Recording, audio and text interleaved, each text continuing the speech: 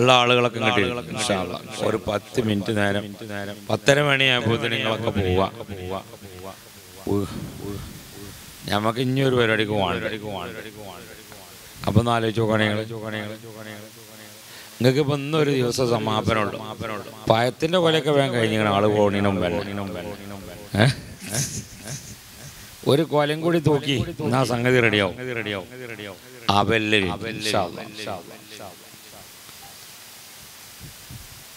നല്ല മുബാറക്കായ മജ്ലിസാണ്.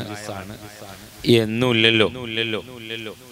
റബീഉൽ അവ്വൽ ആകുമ്പോ നമ്മളിങ്ങനെ ഒന്ന് ഒരുമിച്ച് കൂടും. റമദാൻ ആകുമ്പോ നമ്മളൊന്ന് ഒരുമിച്ച് കൂടും. അങ്ങനെയൊക്കെ ഉള്ളൂ. എന്നാലും ഇതുപോലെയുള്ള ഒരു പ്രൗഢമായ ഒരു മജ്ലിസ് അൽഹംദുലില്ലാഹ് വർഷത്തിൽ ഒരു തവണ നടക്കുന്നതാണ്. അല്ലാഹു എല്ലാ അർത്ഥത്തിലും അല്ലാഹു കബൂൽ ചെയ്യട്ടെ. അൽഹംദുലില്ലാഹ്. മുത്തനബി സല്ലല്ലാഹു അലൈഹി വസല്ലമ തങ്ങളുടെ മദ്ഹ് ധാരാളം ഇവിടെ പാടി. മുത്തനബിയോടുള്ള മഹബ്ബത്ത് എന്ന് പറഞ്ഞാൽ ജീവിതത്തിൽ അവിടുന്ന് കാണിച്ചു തന്നത് നമ്മുടെ ജീവിതത്തിൽ കൊണ്ടുവരിക. ഇതാണ് അവിടത്തോടുള്ള മഹബ്ബത്ത്. പ്രിയപ്പെട്ട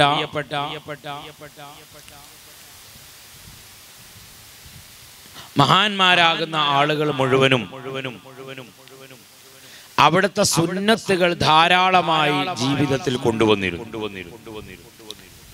ഒരു ഹദീസിൽ കാണാം, യദ്ഹബുദ്ദീനു സുന്നതൻ സുന്നത കമാ യദ്ഹബുൽ ഹബ്ലു ഖുവതൻ ഖുവത. ഖാദിസിയ യുദ്ധം നടക്കുന്നത് ബഹുമാനപ്പെട്ട ഉമർ ഖത്താബ് റളിയല്ലാഹു അൻഹു ഭരിക്കുന്ന കാലത്താണ് ഖാദിസിയ യുദ്ധം നടക്കുന്നത്.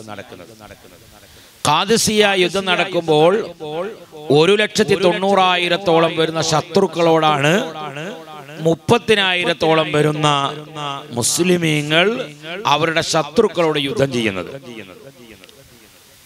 30,000 വരുന്ന ആളുകൾ മുത്തനബി ബഹുമാനപ്പെട്ട ഉമർ ഫാറൂഖ് റളിയല്ലാഹു അൻഹുവിന്റെ അടുക്കൽ ചെന്നുകൊണ്ട് പറഞ്ഞു,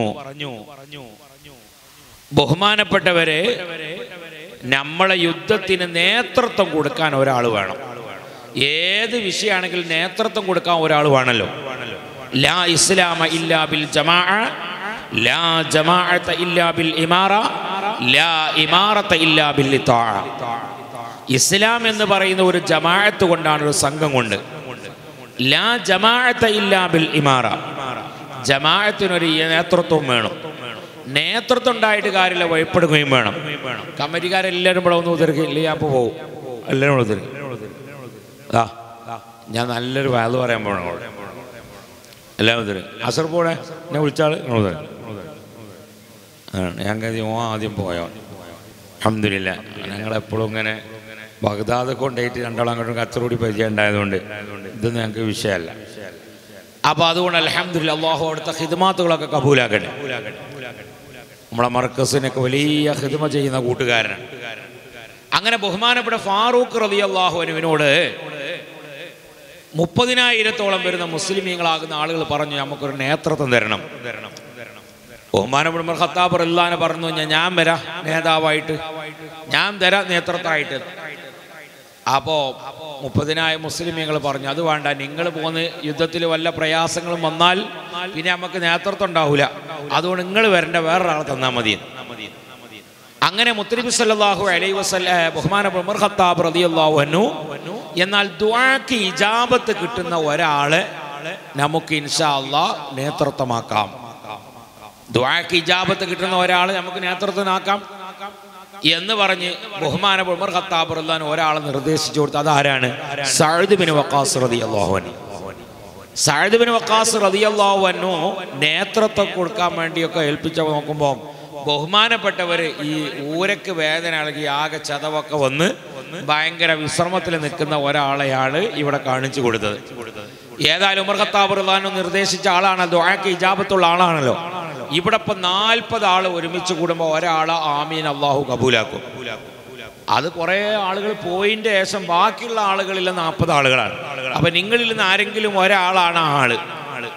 ബഹുമാനപ്പെട്ട സഅദ് ബിൻ വഖാസ് റളിയല്ലാഹു അൻഹു സുബ്ഹാനല്ലാഹ് ആളുകളൊക്കെ ഏറ്റി കൊണ്ടുപോയി യുദ്ധം തുടങ്ങുന്നതിന് മുമ്പ് തന്നെ ഈ പുല്ല് കൊണ്ടുണ്ടാക്കിയ ഒരു നല്ല ഒരു കട്ടിലുണ്ടാക്കിയിട്ട് ആ കട്ടിൽ ബഹുമാനപ്പെട്ട സഅദ് ഇബ്നു വഖാസ് റളിയല്ലാഹു അൻഹുവിനെ കടത്തി.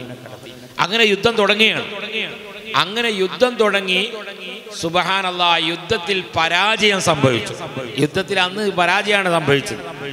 പരാജയം സംഭവിച്ചപ്പോൾ ബഹുമാനപ്പെട്ട സഅദ് ഇബ്നു വഖാസ് റളിയല്ലാഹു അൻഹുവിനോട് എല്ലാവരും ചെന്ന് ചോദിച്ചു, യാ സഅദ് ഇബ്നു വഖാസ്, ദുആക്ക് ഇജാബത്ത് കിട്ടുന്ന ആളാണല്ലോ നിങ്ങൾ, എന്തുകൊണ്ടാണ് നമുക്ക് പരാജയം വന്നത്? കുറച്ചു നേരം മിണ്ടാതെ നിന്നിട്ട് ബഹുമാനപ്പെട്ടവര് ചോദിച്ചു, നിങ്ങൾ ഇന്ന് സുബഹി നിസ്കരിച്ചപ്പോൾ നിസ്കാരത്തിന് മുമ്പുള്ള ഒരു സുന്നത്താണല്ലോ മിസ്വാക്ക് ചെയ്യൽ, അറാക്ക് കൊണ്ട് മിസ്വാക്ക് ചെയ്യൽ സുന്നത്താണ്, അത് നിങ്ങൾ ആരെങ്കിലും ചെയ്തിട്ടുണ്ടോന്ന്. സുബ്ഹാനല്ലാഹ്, അപ്പൊ നോക്കുമ്പോ ഒരൊറ്റ ആള് മിസ്വാക്ക് ചെയ്തില്ല. മറ്റേ നമ്മൾ വലിയ തേക്കലല്ല, നമ്മൾ സുബഹിസ്കാരം കഴിഞ്ഞിട്ടുണ്ട് ഒരു തേക്കല്, അതിൽ അങ്ങോട്ട് പോണൊക്കെ പോകും. ചിലപ്പോൾ ബ്രഷ് ഈ ചില ആളുകൾ ബ്രഷൊക്കെ വളഞ്ഞിട്ടുണ്ടാവും. എങ്ങനെ ഇതൊക്കെ വളയണേ? ബിസ്മി ചൊല്ലി ആകെ ഒരൊറ്റ വട്ടം അങ്ങോട്ട് വരുതാണ് നമ്മള്. ആ വരുതന് അങ്ങനെ 5 വക്തിൽ വരുതുന്ന ആളുകൾക്ക് മെല്ലെ അങ്ങനെ കാട്ടാനുണ്ടാവുള്ളൂ. ഇത് ചെയ്തിക്കണോ എന്ന് ചോദിച്ചപ്പോൾ ആ സുന്നത്ത് ആരും ചെയ്തിട്ടില്ല. അപ്പം ബഹുമാനപ്പെട്ട സഅദ് ഇബ്നു വഖാസ് റളിയല്ലാഹു അൻഹു പറഞ്ഞു, യുദ്ധത്തിൽ പരാജയപ്പെടാനുള്ള കാരണം സുന്നത്ത് നിങ്ങൾ ഒഴിവാക്കിയത് കൊണ്ടാണ്. അപ്പൊ ഒരു സുന്നത്ത് ഒഴിവാക്കിയത് കൊണ്ടാണ് എന്ത് സംഭവിച്ച ഈ ഒരു യുദ്ധത്തിൽ പരാജയം വന്നത്. ചിലപ്പോൾ നിങ്ങളെ പരിയിൽ വല്ല പ്രശ്നങ്ങളൊക്കെ ഉണ്ടാകണേ, ചിലപ്പോൾ നിങ്ങൾ താടി ഓടിച്ചിട്ടേക്കാണ്. താടി വെക്കുക എന്നുള്ളത് ഒരു സുന്നത്താണ്. അത് നല്ല സുന്നത്ത, വലിയ സുന്നത്താണ്. വടിക്കല് തഹരീമിന്റെ കറാഹത്താണ്. അപ്പോ തഹരീമിന്റെ കറാഹത്ത് എന്നും ചെയ്താൽ എങ്ങനെ ഉണ്ടാവും? അപ്പൊ ചിലപ്പോൾ നിങ്ങളുടെ ജീവിതത്തിൽ വലിയ ആപത്തുകൾ വരുന്നത് ഒരു സുന്നത്ത് ഉപേക്ഷിച്ചത് കൊണ്ടാണ്. അപ്പം ഈ യുദ്ധത്തിൽ പരാജയപ്പെടാൻ കാരണം ബഹുമാനപ്പെട്ട സഅദ് ഇബ്നു വഖാസ് റളിയല്ലാഹു അൻഹു പറയുന്നു, യുദ്ധത്തിൽ പരാജയപ്പെടാൻ കാരണം സുബഹി നിസ്കാരത്തിൽ നിങ്ങൾ മിസ്വാക്ക് ചെയ്യാത്തത് കൊണ്ടാണ്. ഉടനെ 30,000 മിസ്വാക്കിന് മദീനയിലേക്ക് ഓർഡർ ചെയ്തു. അങ്ങനെ 30,000 മിസ്വാക്ക് കൊണ്ടുവന്നു. പിറ്റേ ദിവസം യുദ്ധം തുടർന്നു. മാഷാ അല്ലാഹ്, അതിൽ വിജയം കിട്ടി. അൽഹംദുലില്ലാഹ്. അങ്ങനെ അതാണ് ഞാൻ നേരത്തെ ഓതിയ ഹദീസ്, യദ്ഹബുദ്ദീനു സുന്നതൻ സുന്നത കമാ യദ്ഹബുൽ ഹബ്ലു ഖുവതൻ ഖുവത. ഒരു നല്ല തടിയുള്ള ഒരു തടിയെ വലിച്ചെടുക്കാൻ നമ്മൾ നല്ല വണ്ണമുള്ള കയറ് കൊണ്ടാണ് നമ്മൾ അതിനെ വലിച്ചെടുക്കുക. ആ കയറ് ഇങ്ങനെ ചെറിയ പൊട്ടൽ ഇങ്ങനെ തുടങ്ങിക്കഴിഞ്ഞാൽ അങ്ങനെ ഉണ്ടാവും. എന്നതുപോലെയാണ് സുന്നത്ത് നഷ്ടപ്പെട്ടാൽ ദീനിന്റെ പോക്ക് അങ്ങനെയുള്ളത്. അതുകൊണ്ട് സുന്നത്ത് മാക്സിമം ചെയ്യണം. ബഹുമാനപ്പെട്ട മുത്തനബി സല്ലല്ലാഹു അലൈഹി വസല്ലമ തങ്ങൾ അവിടുത്തെ മകൾക്കൊക്കെ പഠിപ്പിച്ചു കൊടുത്തിട്ടുണ്ട്. എല്ലാ കാര്യങ്ങളും പഠിപ്പിച്ചു കൊടുത്തിട്ടുണ്ട്. ബഹുമാനപ്പെട്ട മുത്തനബി സല്ലല്ലാഹു അലൈഹി വസല്ലമ തങ്ങളുടെ പൊന്നാര മോളെ, ഇനി പോകാൻ്റെ ഒരു പായസം ഉണ്ട് ഇപ്പം ഇതിൻ്റെ ഇടയിൽ കൂടെ, വേഗം കൊടുക്ക്, ഇനി ഞാൻ വേദം പറഞ്ഞ ഇടയിൽ കൂടെ ഉണ്ടാവും. ഈ നിക്കാഹിൻ്റെ ഇടയിൽ കാണാൻ ഒരു ഈത്തപ്പയം. ഇപ്പം നിക്കാഹ് ചെയ്യുകയാണെങ്കിൽ ഈത്തപ്പയം ആണെന്നില്ല കൊടുത്ത് എത്തിക്കണിപ്പോൾ അല്ലേ? വേഗം കൊടുക്കുക. ഇനി ആളുകളെ അയിമക്കേ കാരണം സംഗതി പായസത്തിനുള്ള ആഗ്രഹം ഉണ്ടായിട്ടല്ല, എന്നാലും നമുക്ക് അങ്ങനെ ഒരു ഈ ബർക്കത്തിനുള്ളതാണെങ്കിൽ അതാണ്. ഇന്നിപ്പോൾ 1000 ആൾക്ക് ചോറ് വെച്ചിരിക്കണമെന്നാണ് സർവ്വ. ഞാൻ പറഞ്ഞ ചോറ് നേരാക്കിയാൽ മതി, എന്നാൽ കുഴപ്പമില്ല. ഇനി അതാണ് ആളുകൾക്ക് ഈ ബർക്കത്തിനോട് ഭയങ്കര ഇഷ്ടമുള്ള ആളുകളാവുമ്പോൾ അങ്ങനെയാണ്. ബർക്കത്തില്ലെങ്കിൽ പോവും. അള്ളാ പയക്കൊല ഹാജറായിട്ടാ പിന്നെ ഇനി അവസരം ഉണ്ട് നമുക്ക് അവിടെ കണ്ടേ. അൽഹംദുലില്ലാഹ്. അതെല്ലാവർക്കും പോകുമ്പോൾ ഓരോ കായ് എടുത്ത് നമുക്ക് പോവാം ഇൻഷാ അല്ലാഹ്. അങ്ങനെ ബഹുമാനപ്പെട്ട ഫാത്തിമ ബീവി കല്യാണം കഴിച്ചത് ആരെയാണ്? കല്യാണം കഴിച്ചത് അലി റളിയല്ലാഹു അൻഹു. അങ്ങനെ അലി റളിയല്ലാഹു അൻഹു സുബ്ഹാനല്ലാഹ് ഒരു ദിവസം ഫാത്തിമ ബീവി ഗർഭിണിയായപ്പോ ഫാത്തിമ ബീവി അലി റളിയല്ലാഹു അൻഹുവോട് ചോദിച്ചു, അലി ഞാൻ ഇന്ന് ഗർഭിണിയാണ്, ഇത് നല്ലോണം കേട്ടോളി, നിങ്ങൾക്ക് നല്ല പെണ്ണുങ്ങൾക്ക് സമാധാനം കിട്ടും, ഇത് ഓലും കൂടി കേൾക്കുന്നുണ്ടെങ്കിൽ അല്ലെങ്കിൽ നിങ്ങൾക്ക് പറഞ്ഞു കൊടുക്കാം, തങ്ങൾ കേട്ടില്ലേ? ബഹുമാനപ്പെട്ട ഫാത്തിമ ബീവി ഭർത്താവിനോട് പറഞ്ഞു, അലി നമുക്ക് നല്ല ഒരു ഈത്തപ്പഴം, നല്ല തേനൊലിക്കുന്ന ഈത്തപ്പഴം കിട്ടണം. നമ്മളെ പെണ്ണുങ്ങളൊക്കെ ഗർഭമുണ്ടാവുമ്പോൾ ചിലപ്പോൾ നല്ല പച്ചമാങ്ങ വേണ്ടി വരും, പുളിയച്ചാറ് വേണ്ടി വരും, ഇല്ലെങ്കിൽ അങ്ങനത്തെ ഓരോ സാധനം. നിങ്ങളോടൊക്കെ ചോദിച്ചിങ്ങനെ നിങ്ങൾക്ക് അറിയില്ലല്ലോ. അസുഖങ്ങളെന്ന് ചോദിച്ചിന് അതോ നെല്ലിക്കനോലോ, അതൊരു വേറിട്ട സാധനം തന്നെയാണ്. സാധാരണ പെണ്ണുങ്ങളിൽ പെട്ടതല്ല, നെല്ലിക്കയാണല്ലോ. അങ്ങനെ ഓരോ പെണ്ണുങ്ങൾക്ക് ഓരോ സ്വഭാവമാണ്. ചിലവർക്ക് നെല്ലിക്ക, ചിലവർക്ക് അച്ചാറ് ഒക്കെ ഉണ്ടാവും. ജീവിതത്തിൽ ചിലപ്പോൾ കിട്ടാത്ത സാധനമൊക്കെ വെക്കും. ഇപ്പം നമ്മൾ മാങ്ങ ചോദിച്ചാൽ അങ്ങനെ ഉണ്ടാവും. നമ്മൾ അവിടുന്ന് മാങ്ങ കൊണ്ടേ കൊടുക്കണേ, ഒന്നും കഴിയൂല. ബഹുമാനപ്പെട്ട ഫാത്തിമ ബീവി അലി റളിയല്ലാഹു അൻഹുവിനോട് ചോദിക്കുന്നത് നല്ല ഈത്തപ്പഴം, നല്ല തേനൊലിക്കുന്ന ഈത്തപ്പഴമാണ് ചോദിക്കുന്നത്. സുബ്ഹാനല്ലാഹ്. അലി റളിയല്ലാഹു അൻഹു ഉടനെ ഓടി ടൗണിലേക്ക്. അവിടെ കുത്തിരിക്കും, നമുക്കൊന്നിച്ച് പോവാം. ഞാൻ ഇത് പറഞ്ഞ് നിർത്തും ഇൻഷാ അല്ലാഹ്. ഞാൻ പോലും ഇത്രയും നേരം കുത്തിരണല്ലേ, മൂപ്പര് നമ്മളെ സ്വന്തമാണ്. അതുകൊണ്ടാണ് കുറേ പാടി കുഴങ്ങിക്കണെന്ന് ഇവരല്ലെങ്കിൽ ഇവരൊന്ന് ആലോചിച്ചോ നിങ്ങൾ. ഞാനിപ്പോൾ ഒരു മദ്രസൻ്റെ മോൾക്ക് ഉണ്ടാക്കി വരികയാണ്. ഇനിയിപ്പോൾ ഇവിടെ മദ്രസൻ്റെ മോൾക്ക് എന്തെങ്കിലുമൊക്കെ ഒന്ന് ഉണ്ടാക്കേണ്ട നിങ്ങൾന്ന്. അപ്പം നിങ്ങൾ ആലോചിച്ചോ, ഇനി നാളെ നേരം വെളുത്താലും തന്നെ അങ്ങനെ ഓരോന്ന്. അൽഹംദുലില്ലാഹ് 217 മദ്രസയായി. അൽഹംദുലില്ലാഹ് 218ാമത്തെ മദ്രസ ഉള്ളത് കാസർഗോഡ് ചണ്ടൻചാലിലാണ് തുടങ്ങിയത്. 11 മണിക്കാണ് ഞാൻ അവിടെ എത്തുന്നത്. 12 മണിയാകുമ്പോൾ അൽഹംദുലില്ലാഹ് മദ്രസയുടെ പണി കഴിഞ്ഞു. അങ്ങനെയാണ് അൽഹംദുലില്ലാഹ്. അപ്പം നിങ്ങൾ വിഷമമൊന്നും കരുതണ്ട, നമ്മൾ ഇങ്ങനെ ഓട് തന്നെയാണ്. ഞമ്മക്കും ഇങ്ങനെ പെണ്ണുങ്ങൾക്കൊക്കെ പോയി കിടന്നുറങ്ങാനും ഒക്കെ ആഗ്രഹമുണ്ട്. ഞമ്മക്കും ആ സാധനമൊക്കെ ഉണ്ട്. നിങ്ങൾ എഴുതിക്കണമെന്നില്ല, ഞമ്മക്കാവുന്നില്ല, മനസ്സിലായോ? ഒക്കെ ഉണ്ട്. പക്ഷേ ഞമ്മക്ക് എന്നും സമാപന 2 മണി 3 മണിയൊക്കെയാണ്. ഇനി ഒരു ദിവസം 9 മണിക്ക് നേരത്തെ എത്തിയ പെണ്ണുങ്ങൾക്ക് തന്നെ സംശയം, ഇയാളിപ്പോൾ എന്താ നേരത്തെ പോകുന്നത്. അപ്പോൾ അതുകൊണ്ട് നിങ്ങളെന്നും നേരത്തെ പോകണമെന്ന് വെച്ചാൽ, അപ്പോൾ നല്ല റാഹത്തിൽ നിങ്ങൾ അവിടെ ഇരിക്കി. ഞാൻ 2 വർത്താനം നിങ്ങൾക്ക് പറഞ്ഞുതരാം. പെണ്ണ് കെട്ടാൻ പോകണവർക്കും സുഖമാണ്, ഗർഭിണിയാകുന്ന ആളുകൾക്കൊക്കെ ഈ വയത് നല്ല ഉപകാരമുണ്ടോ. അങ്ങനെ ബഹുമാനപ്പെട്ട ഫാത്തിമ ബീവി അലി റളിയല്ലാഹുവിനോട് പറഞ്ഞു, നല്ല ഈത്തപ്പഴം കൊണ്ടുവരണം, തേനൊലിക്കുന്ന ഈത്തപ്പഴം. സത്യത്തിൽ ആ ഈത്തപ്പഴം കിട്ടുന്ന കാലഘട്ടത്തിലല്ല ഇത് ചോദിക്കുന്നത്. ബഹുമാനപ്പെട്ട അലി റളിയല്ലാഹു അൻഹു പ്രിയപ്പെട്ട ഫാത്തിമ മുത്തനബി സല്ലല്ലാഹു അലൈഹി വസല്ലമ തങ്ങളെ പുന്നാര മോളാണല്ലോ. അത്രയും വലിയൊരു കല്യാണം വേറെ ഇല്ലല്ലോ. ഉടനെ ടൗണിലേക്ക് പോയി. കയ്യിൽ കാശൊന്നും ഇല്ലാത്തത് കൊണ്ട് കയ്യിലുണ്ടാകുന്ന പടയങ്കി പണയം വെച്ച് അതുകൊണ്ട് നല്ല ഈത്തപ്പഴം വാങ്ങിയിട്ട് ഇങ്ങനെ വരികയാണ്. വാങ്ങി വരുമ്പോൾ കുറച്ച് സ്പീഡിൽ നടന്നാ വരുന്നത്. ഞാൻ ഇന്ന് പോകുന്ന മാതിരി നമ്മൾ ഡ്രൈവർമാർ 30 മിനിറ്റ് കൊണ്ടാണ് തലക്കെടുത്തോന്ന് ഇവിടേക്ക് എത്തിയത്. നമ്മളെ വണ്ടിക്ക് എന്തൊക്കെ കേട് വന്നിരിക്കണം ഉള്ളതുണ്ട്. ഓൽക്കിപ്പോൾ എന്താ എല്ലാ കൊയ്യിലും ഒരു മാക്സിമം ചാടിച്ചിട്ടുണ്ട്. ഞാൻ പിന്നെ പറഞ്ഞ പോലെ എഴുതി, ഒരു കൊയ്യും കൂടി വിട്ടുകണടാവുന്ന ബാക്ക് എടുത്ത് അതിലും കൂടിയാണ് ചാടിച്ചളാൻ. പിന്നെ ബാക്കി തികയാത്തിന് ഈ റോഡിലും ചാടിക്കണം. അപ്പം പിന്നെ കള്ളാഹ് വീടിയിട്ടുണ്ട്. വല്ലതും കൊണ്ട് ഞങ്ങളെ പോരിന ബാക്കിലുണ്ടെങ്കിൽ പിന്നെ ഈ റോഡ് പിന്നെ മൊത്തം കൊയ്യാണല്ലോ. സുബ്ഹാന ജല്ല ജലാലു. അങ്ങനെ ബഹുമാനപ്പെട്ട അൽഹംദുലില്ലാഹ് അലി റളിയല്ലാഹു അൻഹു സ്പീഡിൽ പോന്നപ്പോ അങ്ങാടിയിൽ നിന്ന് കൂട്ടുകാര് ചോദിച്ചു, അല്ല അലി, എവിടുക്കാ നിങ്ങൾ ഈ ഒരു പതിവിനെതിരായി നിങ്ങൾ ഓടുന്നത്? എന്നും സാധാരണഗതിയിൽ നിങ്ങൾ പോണേക്കാട് കുറച്ച് സ്പീഡിലാണല്ലോ നിങ്ങൾ പോകുന്നത് എന്ന് ചോദിച്ചപ്പോൾ പറഞ്ഞു, എൻ്റെ ഭാര്യ ഗർഭിണിയാണ്, അതുകൊണ്ട് എന്നോട് നല്ല ഈത്തപ്പഴം കൊണ്ടുവരാൻ വേണ്ടി പറഞ്ഞു, ഞാൻ അത് കൊണ്ട് ഓടുകയാണെന്ന്.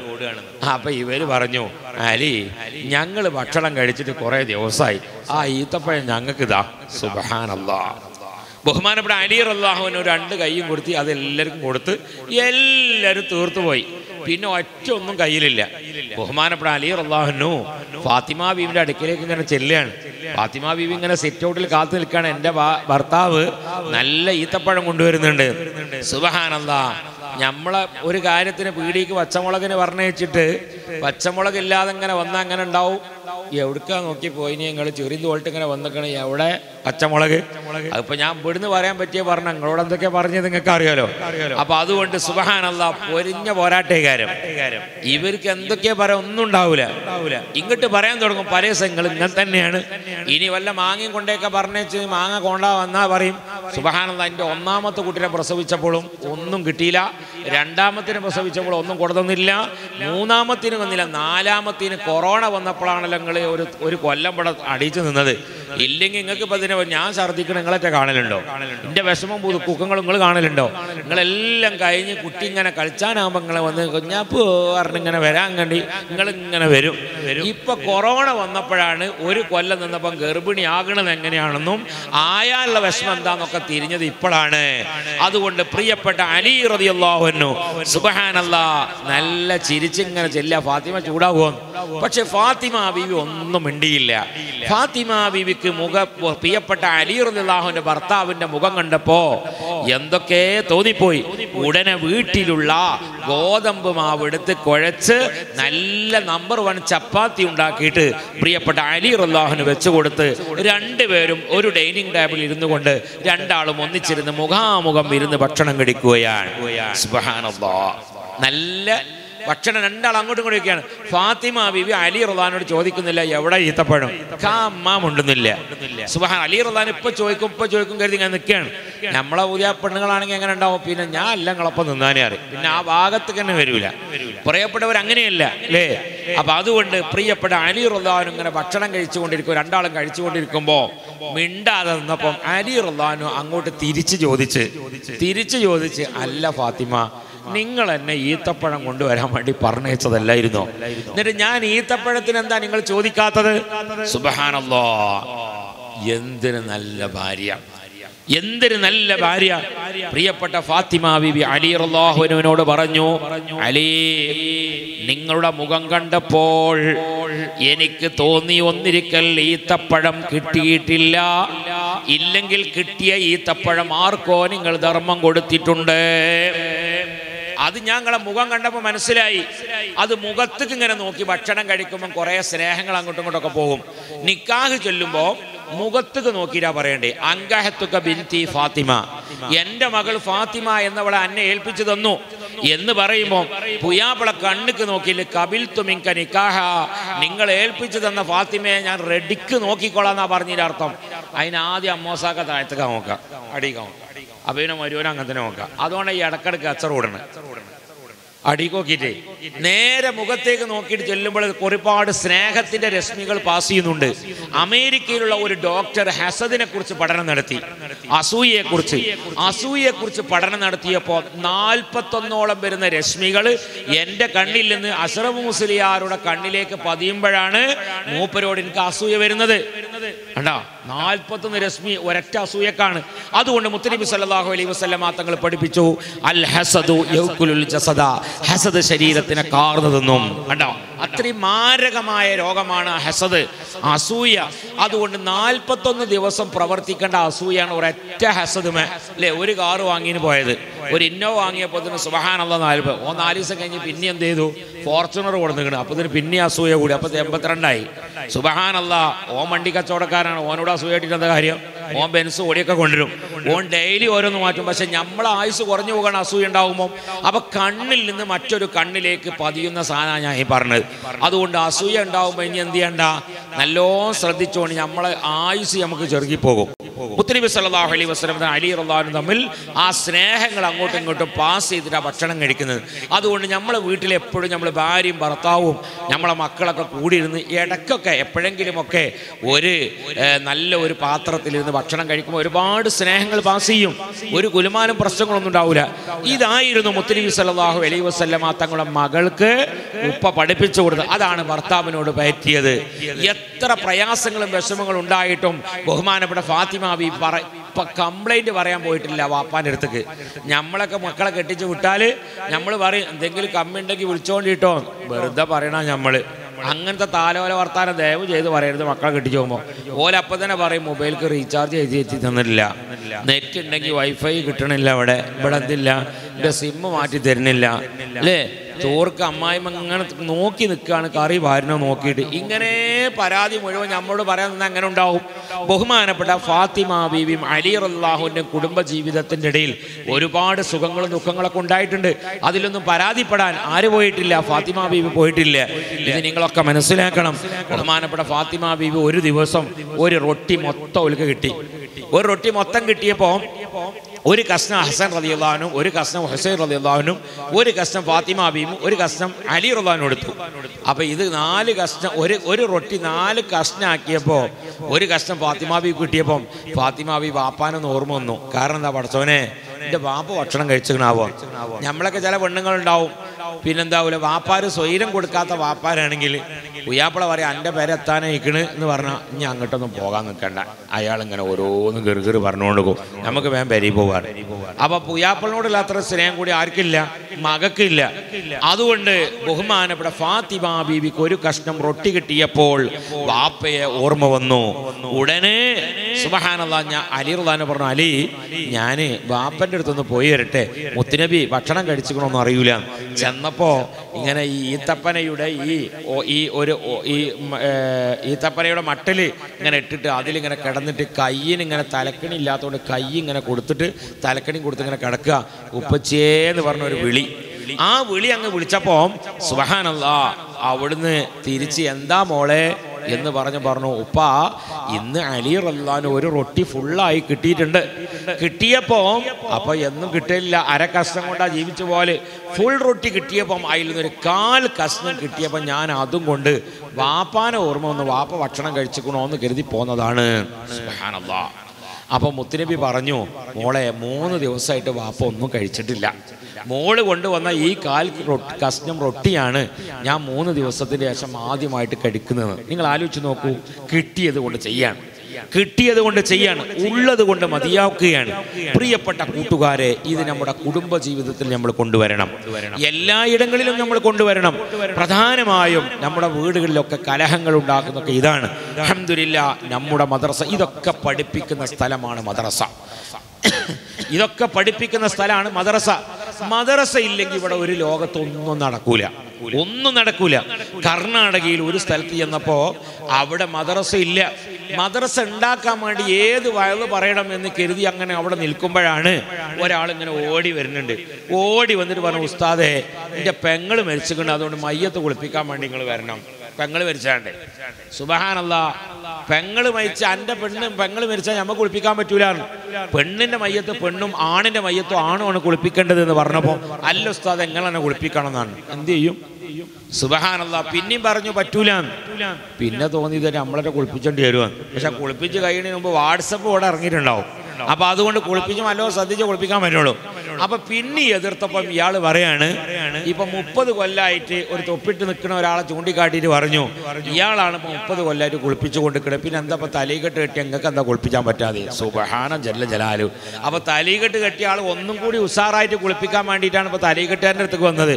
ഇയാളൊരു മൂല്യരല്ല, മൂക്കില്ല രാജ്യത്ത് മുറിമൂക്കൻ രാജാവ് എന്ന് പറഞ്ഞതുപോലെ ഒരു ചെങ്ങായിയാണ് തൊപ്പിട്ടപ്പോൾ ഓനായി അവിടുത്തെ ഇമാമും ഖാദിയൊക്കെ ആയി. 4 മദ്ഹബ് ഓനെന്നെ കൈകാര്യം ചെയ്യും. പൊന്മുളസ്ഥാൻ്റെ അടുത്തൊക്കെ ഒന്നും പോകേണ്ട ആവശ്യമില്ല. ഏതെങ്കിലും ഒരു മദ്ഹബ് കിട്ടുമെങ്കിലല്ലേ പോകേണ്ട ആവശ്യമുള്ളൂ. ഒന്നും കിട്ടാതെ ഓനെന്നെത്താ. അങ്ങനെ ഇവനാണ് പുള്ളിൽ കുളിപ്പിക്കുക. ആദ്യത്തെ ദഅവത്ത് ഓൻ്റെ പെണ്ണുങ്ങളെ വിളിച്ചു കൊടുത്തിട്ട് മയ്യത്ത് കുളിപ്പിക്കാനുള്ള രൂപം പഠിപ്പിച്ചു കൊടുക്കുകയാണ്. നമ്മളെ നാട്ടിലുള്ള ആളുകൾക്ക് ഇപ്പോൾ അതൊന്നും അറിയൊന്നുമില്ല. ഇപ്പം നമ്മളൊക്കെ പഠിപ്പിച്ചു കൊടുക്കുകയാണ് അല്ലേ? അങ്ങനെ മയ്യത്ത് കുളിപ്പിച്ച് സുബ്ഹാനല്ലാഹ്. പിന്നെ തോന്നി ഖബർസ്ഥാനിക്കൊന്ന് പോയി നോക്കട്ടെ, ഇവിടെ എന്തൊക്കെ കലാമേള നടക്കാറ് അറിയാൻ പറ്റില്ല. കാരണം ഇവരാണുള്ള ടീം. ചെന്ന് നോക്കുമ്പോൾ ഒറ്റ കുഴി കുത്തിയിട്ട് ഇതിലേക്ക് നേരെ ഇറക്കി വെച്ചിട്ട് മണ്ണങ്ങനെ ഇടുക. പൂച്ചക്കുട്ടീനെ കുഴിച്ചുണ്ടായി മണ്ണങ്ങനെ ഇടുകയാണ്. അപ്പൊ ചോദിച്ചു, എന്താ കൗമ ഈ കാട്ടിണെന്ന് ചോദിച്ചപ്പോൾ ഓല പരിപാടി എന്താണ്? കീ കബറും മേക്കബറും ഒന്നുമില്ല. അങ്ങനെ തന്നെ ഇവിടെ പറയല്, കീ കബറ് മേക്കബറ് താഴീന്. നിങ്ങൾക്ക് അറിയില്ല? അങ്ങനെ അടറൊക്കെ ഉണ്ട്, ഒന്ന് പോയി നോക്കണ്ടേ. സുബ്ഹാനല്ലാഹ്. നിങ്ങൾ കർണാടക വെട്ടാനാണോ ഇല്ലേ? ഇവിടെ ബൽക്കുന്ന അറിയുന്നാൾ ചങ്ങായി ഇങ്ങനെ സംഭവം ഉണ്ടായി. ഓനോൻ്റെ വാപ്പ മരിച്ചപ്പോഴാണ് ആകെ ഖബറിൻ്റെ അടുത്ത് പോയത്. വാപ്പ മരിച്ചപ്പോഴാണ് ഖബറിൻ്റെ അടുത്ത് പോയത്. ഖബറിൻ്റെ ഓനിതൊന്നും അറിയില്ല. ഇവിടുത്തെ പരിപാടി രണ്ടെണ്ണം അറിയൂലേ. അവിടെ ചെന്ന് ഓൻ ചെന്ന് വാപ്പ മരിച്ചപ്പോൾ ഏതായാലും പോകാതൊക്കെ ഇതിപ്പോൾ കുഴിച്ചിട്ടോളം പോകാതൊക്കെ പറ്റൂലല്ലോ എന്ന് കരുതി പോയി നോക്കുമ്പോൾ സുബ്ഹാനല്ലാഹ് ഈ ഖബർക്കാരാ വെക്കൽ ഒരു കുയ്യുണ്ട്, കുയ്യ് കുത്തുന്ന ആള്. ഓൻ്റെ അടുത്താണ് പ്രധാനപ്പെട്ട സംഗതി. ഓൻ്റെ അടുത്ത് തോർത്തുണ്ടുണ്ടാവും. ആ തോർത്തുണ്ട് ഇങ്ങനെ പള്ളൻ്റെ അവിടെ കെട്ടിയിട്ട് അവിടെ പിടിച്ചും. അതുപോലെ തലൻ്റെ ഭാഗത്തും കാലിൻ്റെ ഭാഗത്തും ഓരോരുത്തരും പുടുത്തും. അങ്ങനെ ബിസ്മിൻ ചൊല്ലിയാണ് വെക്കല. പക്ഷെ ഈ നടുക്ക നല്ല പുടുത്തുള്ളു. ആ കെട്ടം കെട്ട അയിഞ്ഞൊരൊറ്റ ചാട്ടാ വാപ്പ. ചാടിയപ്പം ഈ മക്കൾക്ക് ഹാലിളങ്ങി. എടാ ചെങ്ങായി, നമ്മളെ വാപ്പാനെ ജന്താളെ കാട്ടണു വെച്ച്. പക്ഷെ ഈ കബറ് കുത്തുന്ന ആൾ കുറേ കൊല്ലമായിട്ട് കുത്തൽ തുടങ്ങിയ ആളാണ്. ഇയാൾ നല്ല പ്രാക്ടിക്കൽ ആളാ.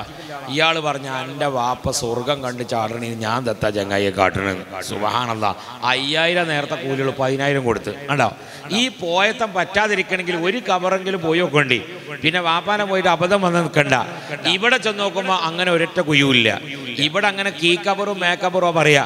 ഇരുട്ടി വാത്തി എന്നാൽ തള്ളക്കബറ് പിള്ളക്കബറ് എന്നാ പറയാ. തള്ളക്കബറ് പിള്ളക്കബറ്. താഴെയുള്ളതിന് പിള്ളക്കബറ്. ഞാൻ കരുതി എത്ര ഞാൻ ഓലോട് മേക്കബറും കീവാറും ഉണ്ടാക്കി ഇങ്ങനെ ഉച്ചരിക്കുക. ഒരു നെത്തീജി ഓലത്തുനിന്ന് കിട്ടണില്ല. അപ്പൊ നോക്കുമ്പോൾ ഓല നാട്ടിൽ പറയല് തള്ളക്കബറ് പിള്ളക്കബറ. ഇവിടെ ഇല്ലേ അസർബൈജാൻ ഭാഗത്ത് ഉണ്ടോ? ഉണ്ട്.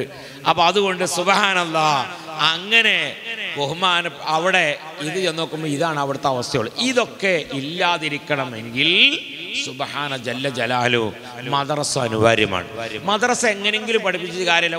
ഒരു ഹോളിൽ തന്നെ എല്ലാ ക്ലാസ്സും 1, 2, 3, 4, 5 ആക്കി അതുകൊണ്ടൊരു കാര്യമില്ല. ഇന്നാളൊരു കുട്ടി പാപ്പാനോട് പറഞ്ഞു 5 വരെ എത്തിയിട്ടുള്ളവന്.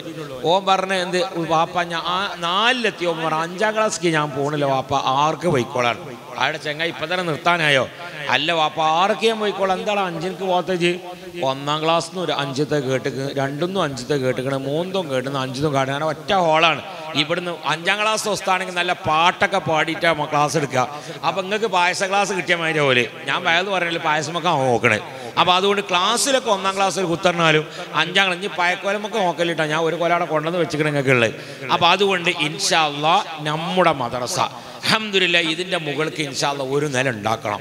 അതിന് പില്ലറുകളെല്ലാവരും പാടെ കൂടിയിട്ട് ഇപ്പോൾ തരണം. പടച്ച റബ്ബ് അസ്ഹാബുൽ ബദറിൻ്റെ ബർക്കത്ത് കൊണ്ട്, ഖാജ തങ്ങളെ ബർക്കത്ത് കൊണ്ട്, അവിടുത്തെ മകൻ ഫഖ്റുദ്ദീൻ തങ്ങളെ ബർക്കത്ത് കൊണ്ട്, പേരമകൻ ഉസാമുദ്ദീൻ തങ്ങളെ ബർക്കത്ത് കൊണ്ട്, അലിയുൽ ഖുതുബുൽ അഹ്ദുൽ ഉപ്പാപ്പയുടെ ബർക്കത്ത് കൊണ്ട് ഈ മജ്ലിസിൽ ധാരാളം മദ്ഹുകൾ പറഞ്ഞിട്ടുണ്ട്.